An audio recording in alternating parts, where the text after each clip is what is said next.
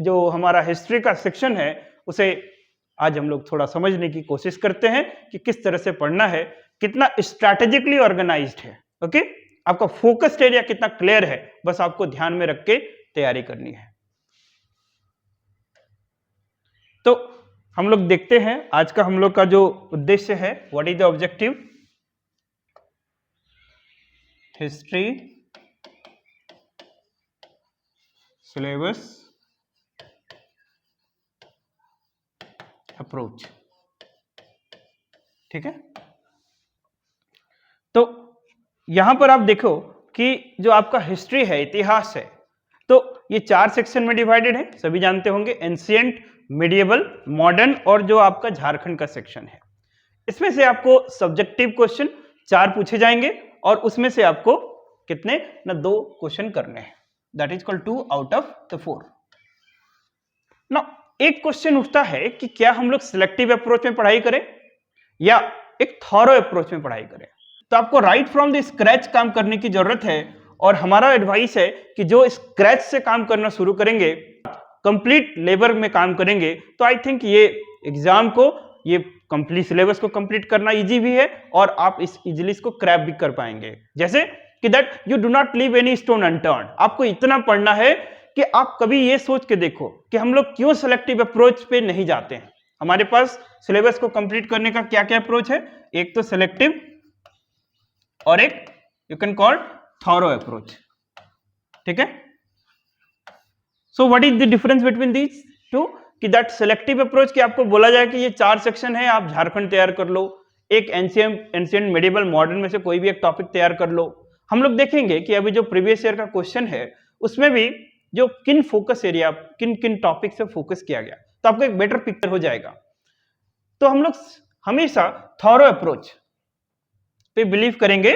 Okay, so thorough approach का मतलब there should be a holistic and complete picture in your mind and in your that skill. ऐसा क्यों?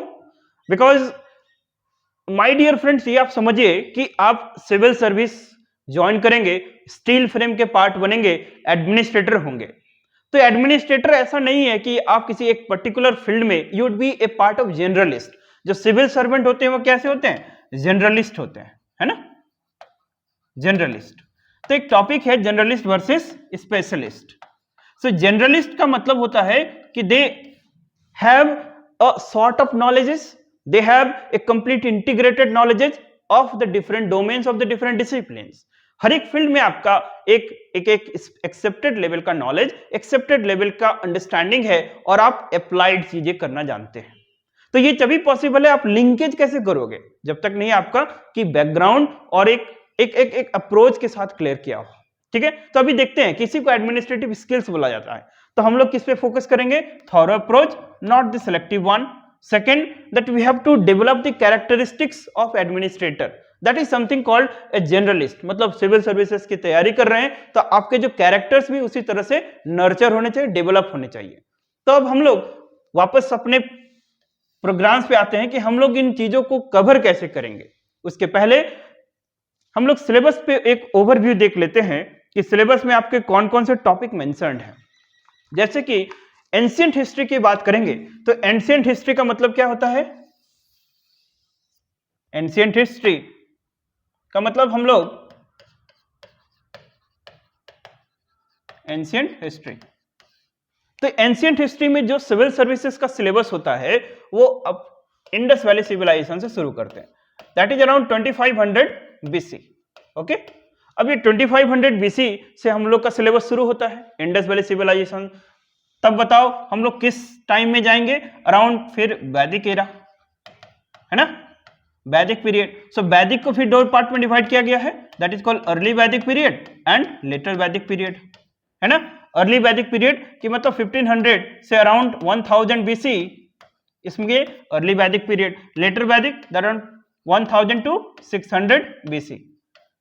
तो इसमें कुछ डेवलपमेंट्स हुए। और जब भी आप हिस्ट्री पढ़ो तो हिस्ट्री पढ़ने का क्या आपके अप्रोच होने चाहिए, दैट यू फोकस ऑन की एडमिनिस्ट्रेटिव एस्पेक्ट, ये focus on the social aspect, आप इकोनॉमिक एस्पेक्ट और कल्चरल एस्पेक्ट, कल्चरल एस्पेक्ट, इन 4 एरिया पे फोकस करेंगे, administrative, social, economic and cultural, और पॉलिटिकल भी इसी में आ जाएगा, पॉलिटिको एडमिनिस्ट्रेटिव। ओके, तो जैसे एडमिनिस्ट्रेशन क्यों पढ़ते हैं हम लोग, क्योंकि जो एडमिनिस्ट्रेशन है, एडमिनिस्ट्रेशन किसी हर एक राजा के साथ चेंजेस नहीं होता है। एडमिनिस्ट्रेशन को डेवलप होने में अराउंड सेंचुरीज लगता है, ये 200-300 सालों तक एक एडमिनिस्ट्रेशन चलता है। तो जब आप एडमिनिस्ट्रेशन को पढ़ते हैं तो आपकी जो हिस्ट्री है अभी थोड़ी देख लेते हैं कि that 2500 BC Indus valley civilisation, फिर एक ट्रांजिशन पीरियड आएगा वैदिक एरा। सो वैदिक एरा के बाद फिर हम लोग जब 500-600 बीसी पहुंच गए तब हम लोग रिलीजियस रिफॉर्म वाले फेज में होंगे, जिसमें कि भारत में बहुत सारे रिलीजन हुए, अराउंड 64 रिलीजन, दैट इन दी जब 5th to 6th century BC की बात करेंगे, जब बुद्धिज्म, जैनिज्म, तो उस समय इंडिया में अराउंड मोर देन 64 रिलीजन्स थे। उसमें से जैसे कि आस्तिक स्कूल, नास्तिक स्कूल, ठीक है, you heard about the Charvaka school, then Ajivika school, Buddhism, Jainism, Hinduism. तो वैदिक रिलीजन के बाद जो इमीडिएट आया उसको क्या बोलते हैं, हिंदू रिलीजन। लेकिन 5th to 6th सेंचुरी के टाइम में रिलीजियस रिफॉर्म फेजेज बोला जाता है, एंड उसके बाद एम्पायर बिल्डिंग प्रोसेस शुरू होता है ना। और आप लोग पढ़े होंगे कि दैट कि जो नर्मदा नदी के ऊपर है उसको 16 महाजनपदास में बांटा जाता था, 16 महाजनपद थे, और 16 महाजनपद आपस में क्या थे ना, लड़ाई करते रहते थे to get more and more power, to get more and more territories. तो लास्ट में इनमें से 4 जो एम्पायर है VAKM, ये चारों एम्पायर पावरफुल होते हैं, और उसमें से सबसे जो इंपॉर्टेंट है दैट इज मगध। मगध का राइज होता है, और मगध के बाद फिर एम्पायर बिल्डिंग प्रोसेस शुरू होगा और एम्पायर बन जाएगा, है ना। तो एम्पायर बिल्डिंग यहां से शुरू होगा, ये वैशाली, अवंती, कौशल एंड मगध, ठीक। अब मगध को जो बना तो आपको यूपीएससी की तैयारी में कैसे पढ़ेंगे, अब फोकस करेंगे कि क्या फैक्टर्स थे यहां पर जो मगध के राइज के लिए रिस्पॉन्सिबल है। आपको सिविल सर्विसेज में, जीपीएससी में इस तरह के क्वेश्चन नहीं पूछे जाएंगे कि किसका बेटा कौन है, किसका क्या हुआ, लाइक दैट। हमको जो हिस्ट्री पढ़ना है उसके लिए एक पैराडिग्म्स ये होगा कि फर्स्ट ऑफ ऑल एक आप क्रोनोलॉजी डेवलप करेंगे। क्रोनोलॉजी जब भी हम बोल रहे हैं तो हमेशा हिस्ट्री को नोट्स में डिवाइड करना शुरू करो। कैसे, मैं बता रहा हूं कि एक ट्रिक्स आप याद रखें कि जब भारत पॉलिटिकली यूनाइट जब भी रहा है तब आउटसाइडर इस पे अटैक या इस पे कब्जा नहीं कर सका है, लेकिन जब भी वो फिर टूटता है तो छोटे छोटे एम्पायर बनते हैं, छोटे छोटे प्रोविंसेस बनेंगे, प्रोविंशियल गवर्नमेंट बनेगा, फिर बाहर के लोग आएंगे, फिर एक राजा आएगा जो उसको फिर से यूनाइट करेगा, फिर कुछ समय तक चलेगा, फिर वो डिसइंटीग्रेट होगा, फिर एक राजा आएगा जो फिर से यूनाइट करेगा, फिर चलेगा, फिर इस तरह से चीजें होंगी। तो आप जब इस प्रोसेस से चीजों को समझेंगे तब आपकी हिस्ट्री बहुत इजी हो जाएगी, गेटिंग माय पॉइंट, और आपका एक पता ही नहीं चलेगा कि इंटीग्रेटेड अप्रोच कैसे हो गया। तो मैं बात कर रहा हूं कि आपको एक बेसिक टाइमलाइन माने क्रोनोलॉजी आपको याद होना चाहिए कि दैट कि किन किन पॉइंट्स के बाद कौन कौन से डेवलपमेंट हुए और उन डेवलपमेंट्स का लिंक पिन क्या है, कि ये जो चेंजेस हुआ, जैसे इंडस वैली सिविलाइजेशन से वैदिक कल्चर में आए तो क्या चेंजेस हुआ, उन पे फोकस करना है। और फिर रिलीजियस रिफॉर्म मूवमेंट के बाद फिर एम्पायर बिल्डिंग प्रोसेस शुरू होता है, यहां क्या चेंजेस हुआ, ये सारे महाजनपद में मगध ही क्यों सबसे पावरफुल हुआ, उसके 5-6 फैक्टर्स आपको जानने चाहिए। आपको मार्केट में किताबें या जो भी मिलेगी वो आपको सिर्फ ये बताया जाएगा कि Magadha rose into the throne, मतलब कुछ फैक्टर्स हैं, लेकिन यूपीएससी या फिर जो आप स्टेट सर्विसेज के एग्जाम करेंगे जेपीएससी में आपको क्या पूछा जाएगा कि लेट से 5 फैक्टर या 6 फैक्टर बताओ, तब आपके रिसोर्स खत्म हो जाएंगे। तो यहां आपको काम करने की जरूरत है, ठीक है। और जब ये प्रोसेस शुरू हुआ तो फिर हम लोग देखेंगे कि जैसे कि एम्पायर बिल्डिंग के बाद जो भी आपका हिस्ट्री है वो एडमिनिस्ट्रेशन के पॉइंट ऑफ व्यू से सेट किया गया है। जैसे मैं एंशिएंट हिस्ट्री के टॉपिक्स को डिस्कस करूं तो एंशिएंट हिस्ट्री में टॉपिक्स देखो आप सॉरी, एक तो Indus valley civilisation. Indus valley civilisation क्यों पूछा गया कि इंडस वैली सिविलाइजेशन पहला टाइम था जब अर्बनाइजेशन हुआ। Indus valley civilisation agricultural society थी, लेकिन कैसे सोसाइटी थी, सरप्लस सोसाइटी थी। इंडस वैली सिविलाइजेशन में कैसे तरह से थे, काफी साइंटिफिकली ऑर्गेनाइज थी, पॉलिटिकल ऑर्गेनाइजेशन था, इकोनॉमिक ऑर्गेनाइजेशन था, सोशल ऑर्गेनाइजेशन था, ठीक है। आप सभी कुछ और फैक्ट्स भी जानते हैं। तो यूपीएससी में इंडस वैली सिविलाइजेशन पे प्रीवियस ईयर में क्वेश्चन पूछ चुका है, सॉरी जेपीएससी में दैट प्रीवियस ईयर में इंडस वैली सिविलाइजेशन से क्वेश्चन पूछ चुका है ना। साथ ही साथ आप ये भी देखोगे कि अब कौन से नेक्स्ट लेवल के क्वेश्चन पूछे जा सकते हैं। तो आप यहां से ध्यान से देखो तो ये क्या क्या टॉपिक्स मेंशन्ड है, द ओरिजिन ऑफ आर्यंस, ठीक है। तो ओरिजिन ऑफ आर्यन सिर्फ लिंकेज के लिए दिया गया है, ओरिजिन ऑफ आर्यन से क्वेश्चन वगैरह नहीं पूछा जाएगा। Getting my point? क्योंकि एक चीज आप लोग ध्यान से समझ लो कि यहां पर क्वेश्चन 40 मार्कर पूछे जाएंगे, तो 40 मार्कर क्वेश्चन पूछे जाएंगे तो जो भी क्वेश्चन सेट करेगा वो एटलीस्ट या तो सिविल सर्वेंट होगा या फिर सिविल सर्विसेज की तैयारी या फिर उस तरह के वैल्यूज को लेकर चल रहा होगा। तो आपको लेमैन की तरह एकदम क्वेश्चन नहीं पूछा जाएगा, ये क्लियर हो जाए पहले, ठीक है। अदरवाइज हिस्ट्री आपकी हमेशा बड़ा रहेगा, आपको हमेशा एक प्रॉब्लम क्रिएट करते रहेगा। कैसे करना है, आप एडमिनिस्ट्रेशन से देखो तो हिस्ट्री बहुत छोटा है, आप देखो सिलेबस में कैसे दिया हुआ है। उसके बाद कि वैदिक लिटरेचर है, सोसाइटी, इकोनॉमी, रिलीजियस, ये सारे बातें जो मैंने बताया कि कैसे पढ़ना है आपको administration, social, economic and cultural point of view से। तो जो आप 3rd नंबर का जो टॉपिक है आप देखो इसमें कि लिटरेचर के बारे में पढ़ना है, सोसाइटी के बारे में पढ़ना है, इकोनॉमी के बारे में पढ़ना है।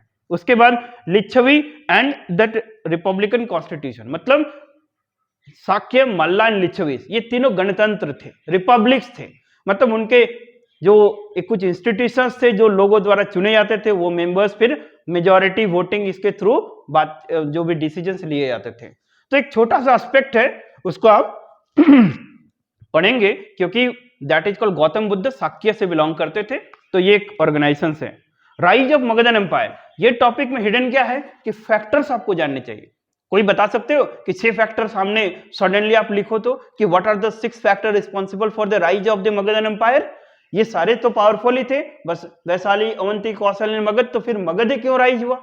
एक तो ज्योग्राफिकल फैक्टर जानते होंगे, ठीक है। दूसरा अब बताओ कि वहां पर आयरन का डिस्कवरी, तो गुड वेपन्स होंगे, एग्रीकल्चरल फील्ड्स थे तो वो उसको सपोर्ट करेगा कि दैट जो भी है, साथ ही साथ use of the elephants, cosmopolitan society, ठीक है। तो ये सारी चीजें आपको ब्रशअप करनी पड़ेगी, ठीक है, मेहनत करना पड़ेगा तभी, या फिर आपको इंस्टीट्यूट इस तरह से चीजों को आपको तैयार करा रहा है, ठीक है। तो ये फोकस करना है कहां पर? ओके, जो रीजन्स हैं उस पर फोकस करेंगे आप।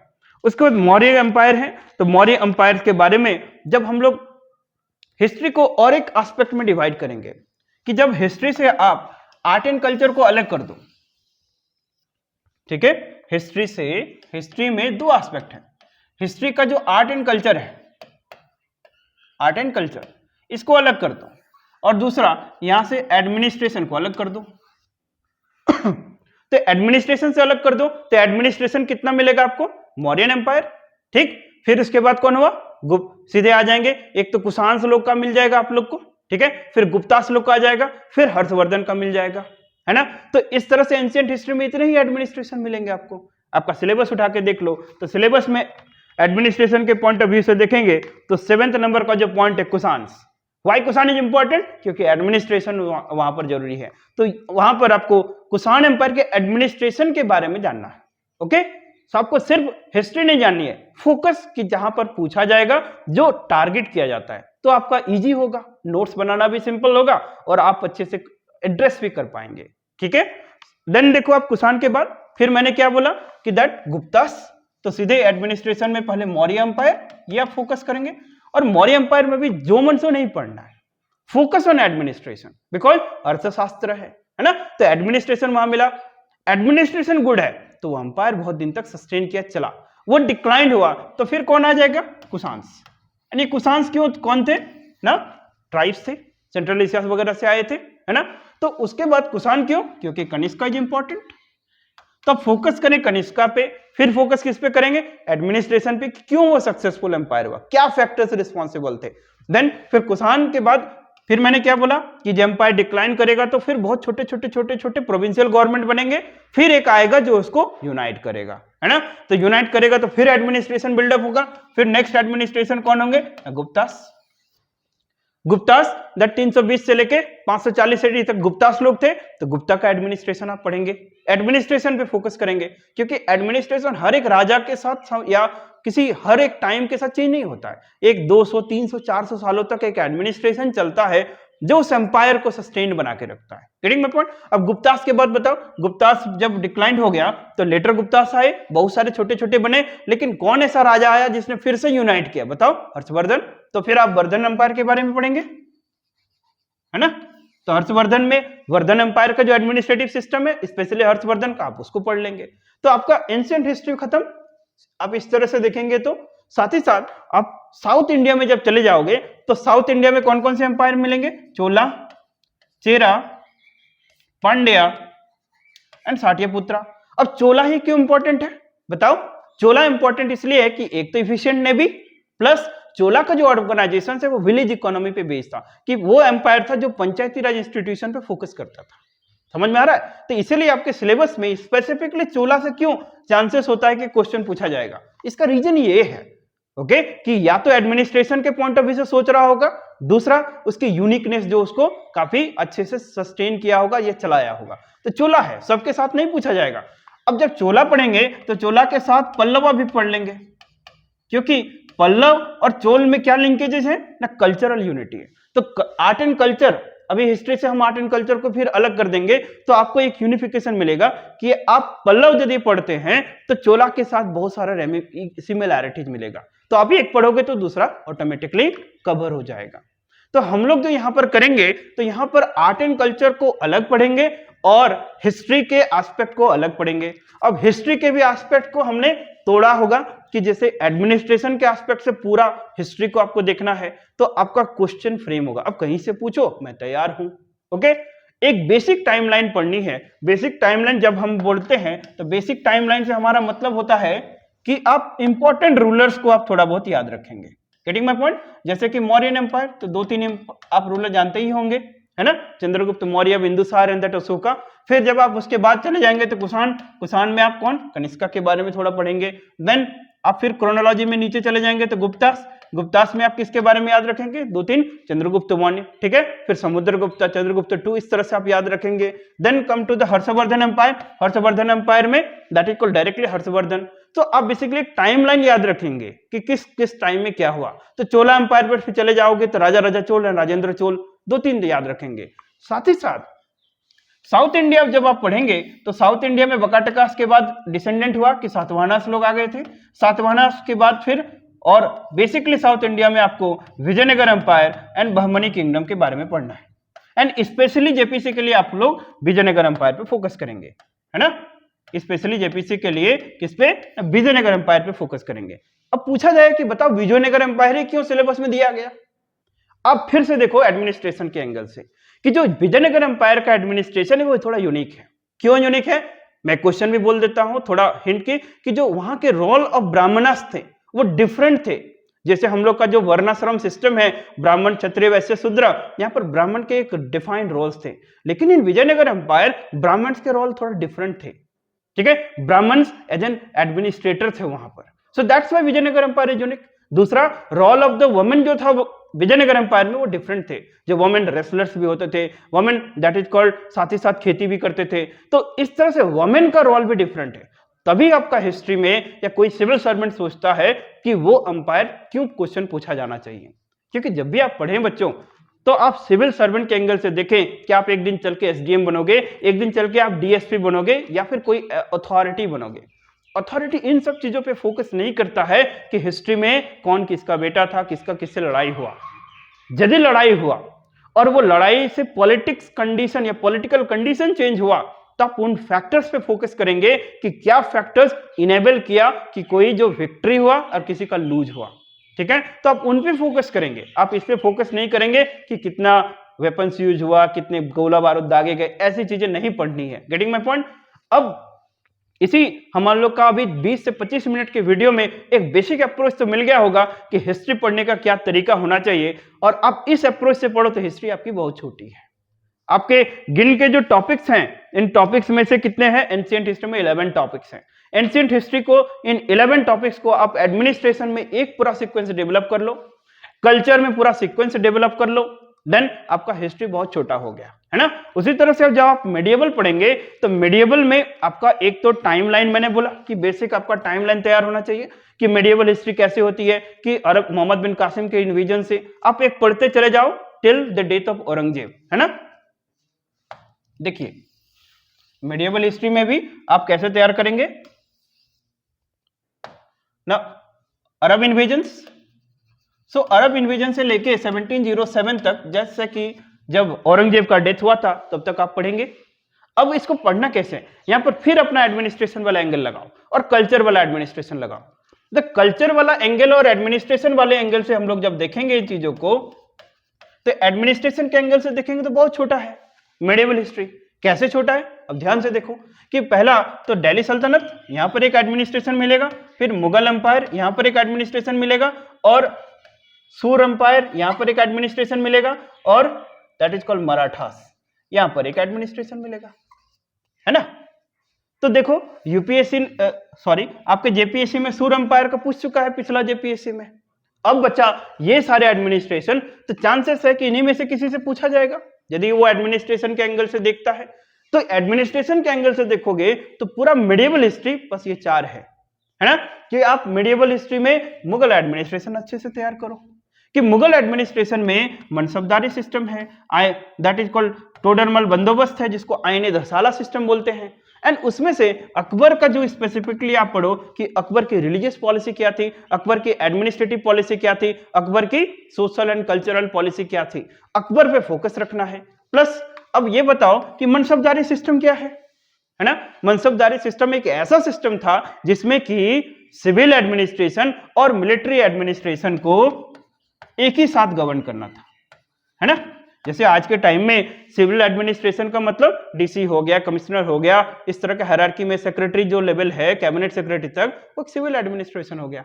लेकिन जो आर्मी के रैंक्स होते हैं वो क्या हो गया, मिलिट्री एडमिनिस्ट्रेशन। तो अकबर ने इन्हीं दो एडमिनिस्ट्रेशन को एक ही सिस्टम के साथ गवर्न करना स्टार्ट करा, and that is known as mansabdari system. And mansabdari system में दो रैंक्स होते थे, that is called zat and the sawar, है ना। तो जट उसका ऑफिशियल रैंक होता था कि ऑफिशियल हायरार्की में क्या है, और सवार कितने हॉर्समैन को वो कंट्रोल करेगा।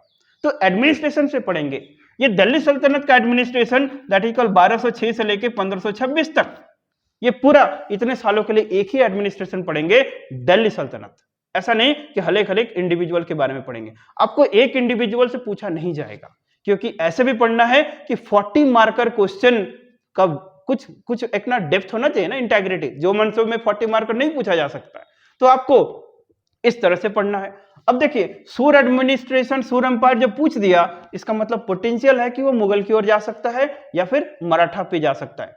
लेकिन मराठा को आपको पढ़ना है, जब पढ़ेंगे तो ये 4-5 तो आपको तैयार करना है, लेकिन कोई जरूरी नहीं कि मराठा से स्पेसिफिकली पूछा जाए, क्योंकि मराठा का एडमिनिस्ट्रेशन उतना पोटेंशियल नहीं है कि वो 40 मार्क का क्वेश्चन बना सकता है। Getting my point? लेकिन आपको तैयार रहना है। कुछ एरिया ऐसे होने चाहिए जिसपे आपका हाई एम्फेसिस हो, कुछ और बाकी सबको आप एक जनरल तरीके से तैयार करके रखेंगे। तो यहां पर आपका टेस्ट सीरीज हमारा हेल्प करेगा। 35 टेस्ट है, इतने टेस्ट लिखो कि आपका डर ही खत्म हो जाएगा। Getting my point? जिससे पूछना है पूछो, मैं तैयार हूं। लेकिन देखना कैसे है ना, एडमिनिस्ट्रेशन के एंगल से देखना है। कल्चर के एडमिनिस्ट्रेशन से उठा दो तो यही चार जो है इनका सारा का कल्चर निकाल दो कि कल्चर दिल्ली सल्तनत में जितने रूलर्स हैं उसमें से कुछ कुछ इंपॉर्टेंस के आप नाम याद रखेंगे, है ना। जैसे कि तुम्हारा कौन कौन से, slave dynasty, Ilbari, Turks, that is Khilji, Tughlaq, Syed and Lodhi, important क्या क्या काम करा उन्होंने। कल्चरल में एस्पेक्ट को अलग कर दो तो बहुत पता चलेगा कि बहुत छोटा सा कल्चर है दिल्ली सल्तनत का। मुगल्स लोग का जो कल्चर है उसका भी थोड़ा सा एस्पेक्ट है कि जो जितने भी उनके कंस्ट्रक्शन है, आर्किटेक्चर है, उसको अलग करो। तो हम लोग इसको अलग करके पढ़ेंगे, आर्ट एंड कल्चर को अलग, एडमिनिस्ट्रेशन को अलग। मराठा के कल्चर की बात करेंगे तो बहुत कम है ना। सूर एडमिनिस्ट्रेशन की बात करेंगे तो सूर का कल्चर अपने आप में बहुत कम है, ठीक है। सो इस तरह से आप देखो कि ये जो 700-800-900 जिसको हम लोग मिडिवल हिस्ट्री बोलते हैं, इसको पढ़ने का जो ये तरीका है ये बहुत आसान है। नेक्स्ट क्वेश्चन उठता है कि इसको पढ़े कैसे। तो इसको पढ़ने का भी एक तरीका होना चाहिए कि किन बुक से पढ़े। एनसीईआरटी 6 to 12, ठीक है, but I would not like to suggest you. I will give you that is 110 या 100 से 150 पेज का एक हम लोग का प्रिपेयर्ड नोट्स है, आप उसको पढ़े, that will take care about everything. क्योंकि हिस्ट्री पढ़ना या हिस्ट्री में स्कोर करना बहुत सारी किताबों पढ़ने से नहीं होता है। आप एक टाइम के साथ एक क्रिस्पी नोट, एक कंसाई नोट को साथ तैयार करें, चीजों को इस तरह से समझे कि टाइमलाइन आपके बैक में है, एडमिनिस्ट्रेशन अलग है, कल्चर अलग है, उसके बाद आप बैठ के टेस्ट लिखो, आपकी इफिशियंसी ऐसे इंश्योर होगी। Getting my point? तभी आप अच्छे मार्क्स ला पाएंगे। अब चलते हैं मॉडर्न की बात। तो दोस्तों आप जब एंशिएंट और हिस्ट्री पढ़ते हैं और लड़ाई झगड़े पढ़ते हैं, यदि इंटरेस्ट है तो मॉडर्न पढ़ो। मॉडर्न के एक एक इंसिडेंट को आप याद रखने की कोशिश करो और इसके लिए बेस्ट बुक कौन है? स्पेक्ट्रम की किताब को आप आज से ही पढ़ना शुरू करो, ठीक है। तो मॉडर्न में इसके बाहर कहीं जाना नहीं है। यदि उसके बाहर यदि कोई एडवाइस कर रहा है, that will be simply wastage of the time, क्योंकि आप उन सब चीजों को मैनेज भी नहीं कर पाओगे, क्योंकि परफॉर्म भी तो करना है। अब झारखंड की हिस्ट्री की बात कर जाएंगे। जब आपका इतना बैकग्राउंड तैयार है तो झारखंड की हिस्ट्री में आप सिलेक्टिव हो सकते हैं, गेटिंग माय पॉइंट। लेकिन प्रीवियस ईयर भी जो बिरसा मुंडा के टॉपिक से या बिरसा मुंडा से रिलेटेड जो क्वेश्चन पूछा गया, आप ध्यान से देखो तो ये क्या बोलता है कि उसके मूवमेंट के बाद ये एक लेजिटिमेट मूवमेंट हो गया। मतलब आप एडमिनिस्ट्रेशन के एंगल से देखो, एक एडमिनिस्ट्रेटर के एंगल से देखो। जो मन तो नहीं पूछेगा कि ये क्यों हुआ, कौन जीता, ऐसा नहीं पूछे जाते हैं क्वेश्चन। तो आप लोग क्लियर कट आप इस चीज को समझ लेंगे एंड हम लोग उसी डायरेक्शन में एफर्ट लेने की कोशिश कर रहे हैं। हम लोग पढ़ाने की कोशिश करेंगे, यहाँ पर मटेरियल प्रोवाइड करने की कोशिश करेंगे। साथ ही साथ आप हमारे साथ लिखना शुरू करो। लिखो तब आपकी इफिशियंसी होगी, नहीं लिखेंगे देन आपको ये पॉलिसी में तो होगा कि हमने पढ़ा है, बट एट द मोमेंट जब आपको लिखने दिया जाएगा मे भी आप उसको लिख नहीं पाएंगे। Getting my point. So with this hope I would expect कि this session might help you. There is the limitations of the time, नहीं तो इसको और elaborate तरीके से बताया जाएगा। हम लोग सिलेबस पे एक डिटेल चर्चा करेंगे एक दिन, और जब हम लोग टेस्ट सीरीज का अनाउंसमेंट करेंगे तो डिफ्रैगमेंट की सिलेबस को किस तरह से हम लोगों ने डिफ्रैगमेंट किया है और उसके हिसाब से हम लोग का जो टेस्ट कंडक्ट होगा तो उसमें थोड़ा और हाईलाइट या ओवरव्यू देने की कोशिश करेंगे। तो तब तक हमारे वीडियो के साथ जुड़े, हमारे साथ जुड़े रहें, हमारे वीडियो को देखते रहें और पढ़ते रहें और अपना लेवल को इंक्रीज करते रहें। Join with Excel and CIS and we will take care about everything.